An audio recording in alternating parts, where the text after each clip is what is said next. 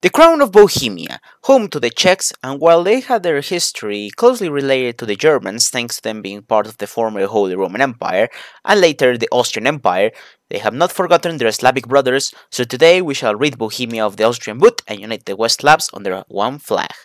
So, as stated earlier, we started a puppet of the Austrians with a small focus tree to help us deal with some of the starting situations. Oh, and yeah, with each update they do really add a shit ton of text to the starting events, so if you're interested in reading all of this, just pause the video, I guess. One of the main issues are the Germans residing in Bohemia, so we will need to fix that later on, as we don't want a certain mustache man to do something rash about it.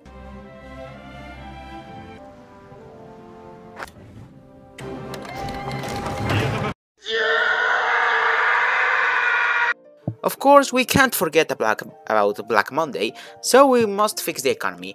But you remember the whole German problem? I know the perfect way to fix it. Just ignore the problem even exists. Wait, no, Mr. Schmittler, please no!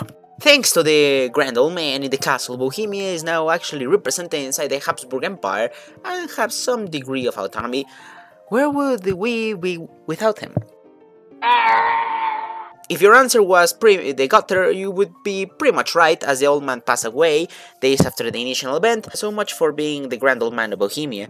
The Austrians sent their condolences, but we still do not trust them, nor those scheming Hungarians, but at least it's appreciated.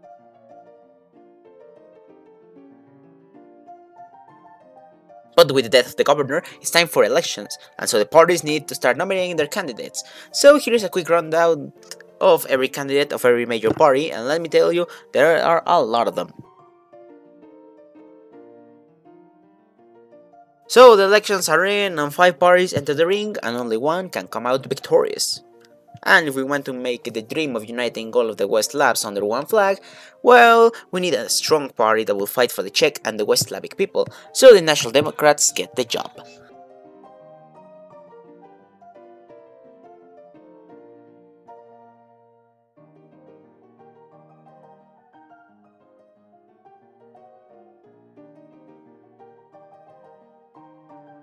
Of course, the Austrians were not just gonna sit there and do nothing about this, and so their intelligence service is now at work, so we must start working on our plans as well.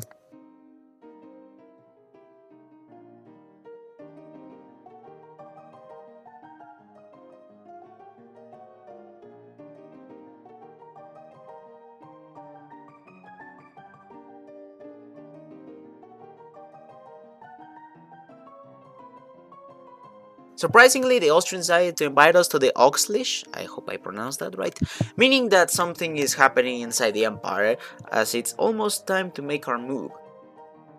Especially against those bloody Magyars who think our Slavic brothers in the south. A few months after, as I sent a division to Serbia, something interesting happened. Yes, it appears Illyria had enough of the Austrians, and as such they declared their independence from the empire. With many of the reforms proposed by the National Democrats, Bohemia is ready for the phase 2 of the plan. It is clear that the Austrians have no care for the Czech people, and as such it's time to unite and oppose the Austrian and the Hungarian boot with our Slavic brothers to decide our own future and destiny.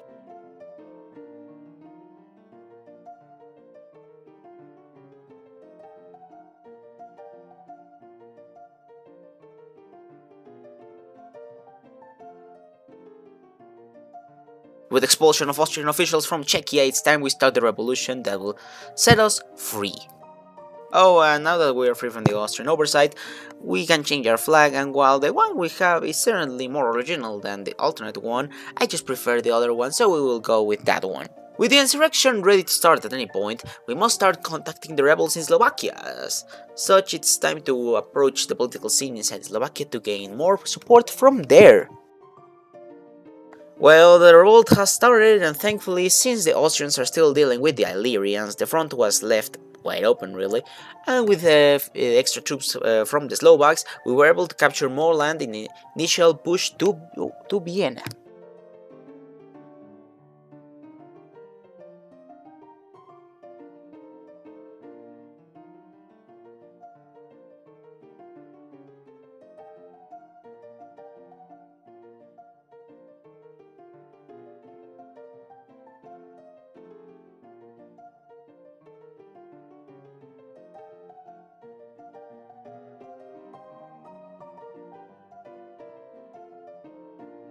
Since we are no longer just a Czech nation but a Czechoslovak nation, instead we will need to rename the parties of the nation to reflect both peoples. And again, since we turned into Czechoslovakia, that meant a new selection of flags were available. And let me tell you, that dark blue flag with the coat of arms looks beautiful.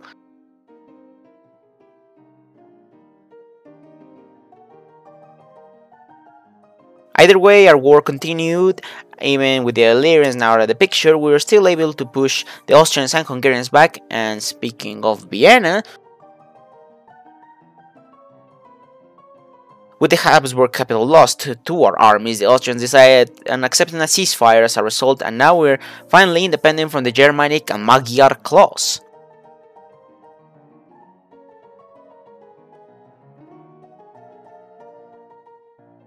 Sadly, we missed two provinces as such when the ceasefire was signed. It remained under the control of the Hungarians, but we will be back for them. Either way, we were now independent and now needed to fix the internal situation, as creating a country is not an easy task. With all that said, we were now ready to make our international debut, but we will need some alliances if we want to make our grand dream a reality, so let's start with that. Talking about the West Slavs, many are still living inside the German Empire. Now it's just a matter of questioning how far will our claims go. Seeing the situation, we shall lay claim to all of the Polish minority regions, and you may be asking why not also include the Sorbs, and that's because, well, that would just make some horrible border wars, so yeah, so sorry, Sorbs. With our ambitions in place, the only power willing to help us out seems to be the Russians, and I mean, it's a bit weird to say this considering current situation, but that's besides the point, as they want they want some pieces of the German sphere, so we will ally them. Talking about the hegemons, the French and the Germans were now at war, and if you're asking, for some reason Russia started a war with Germany early on for Ukraine, I think, quite fitting as well. With the Russians accepting us into their faction, we could strike the Germans where they least expected and make some early gains, so we did just that. And with us being at war once more, we might as well announce our pan-Slavist idea to the world. As expected, we managed to capture German territory before they arrived to counter us, but eventually they reinforced the border just as we were about to capture Leipzig and Berlin.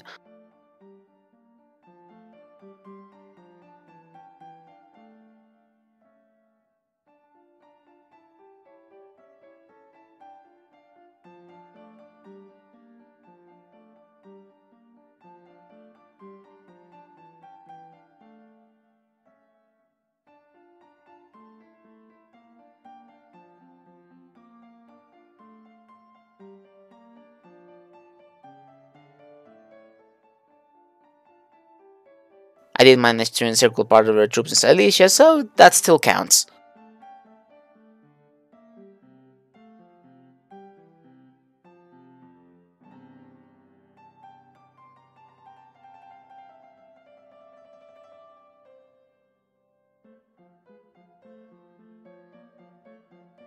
At this point, Germany was fighting a three-way conflict and was actually surprised to see that they were still holding somewhat the Russians and the French at bay, but their casualties would start to ramp up. Because they had to spread their divisions thinly to defend against the two behemoths at their sides, it left the front somewhat unsecured for me to take Berlin and Leipzig. Soon Berlin too would fall under our occupation, just like how Vienna did a few years ago. But of course, this was not as simple as it looked. As soon as I did capture Berlin, the Austrians intervened.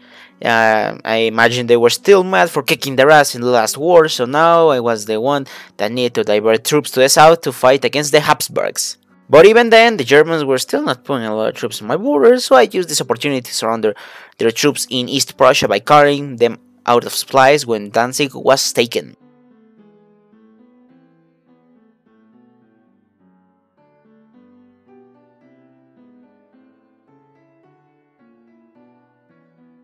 With part of the German army gone in East Prussia and now the Russians being able to help out in the war, since we were now connected, the situation started to look a bit dire for the Germans.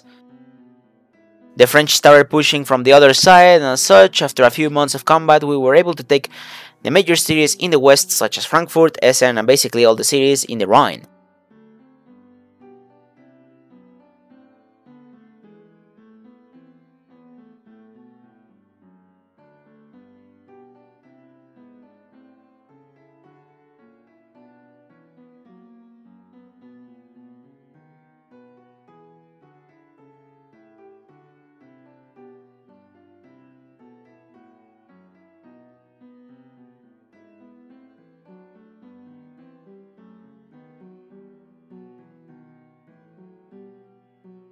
With the fall of the major cities, the entire Reichspakt collapsed, while Siberia thought it was a good idea to attack the Russians, even though they almost won in the west. Good job, Siberia.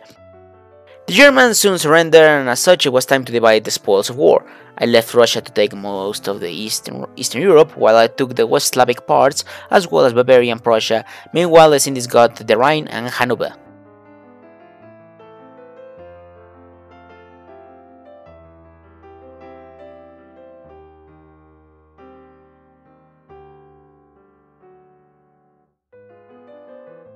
As such, the Austrians were now left alone with no allies, and now it was finally time to end the Habsburg dominance of the region for good.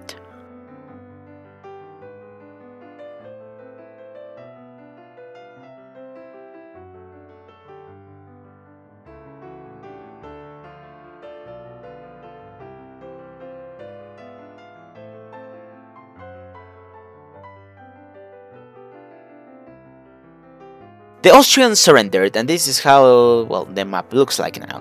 Romania and Serbia took their claimed lands, while I took over Hungary and Austria. But to complete the pan-Slavist idea of uniting the West Slavs, we still needed Poland, and since there was no way to do this diplomatically, we shall unite with our brothers by force.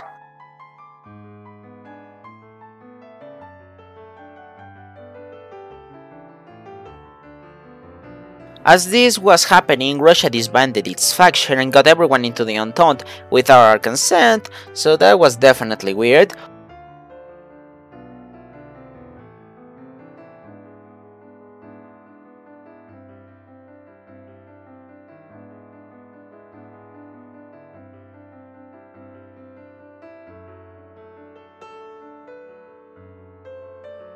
Either way, Warsaw fell, and as soon as the Polish government surrendered under the pressure, we were now united.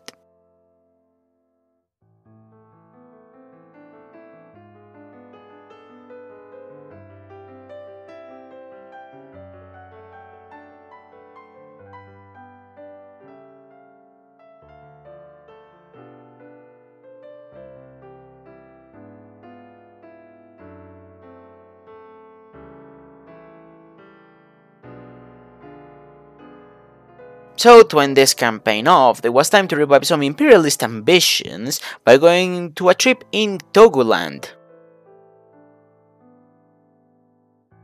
While this would normally be quite outlandish, since we are now part of the Entente, I just used the basis of the French in Africa for this.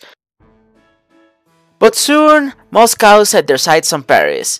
But they actually couldn't fight each other as my puppets were in the way, Bavaria and Prussia speaking. And since I had no intention of joining this war, they just stared at each other menacingly. In the meanwhile, I started my expedition into Africa, but the supplies were so horrible, so I don't want to imagine the nightmare it must be now with the new supply system, since this was recorded pre-No Step Back.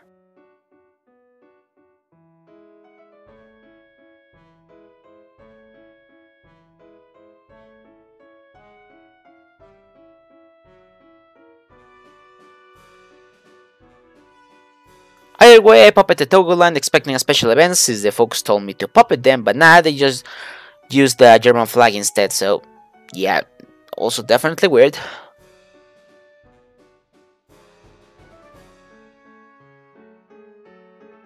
And oh, before I go, in a newer patch they added the option to rename the country to Zadaposlavia, so that's where I did in a new save game that I recreated, well, this game, just so I would not leave this country as just Czechoslovakia. And that was today's video. I hope you enjoyed the video. If you enjoyed this type of content, subscribe to the channel as it always helps out. This was Defectus. You are dismissed, soldier.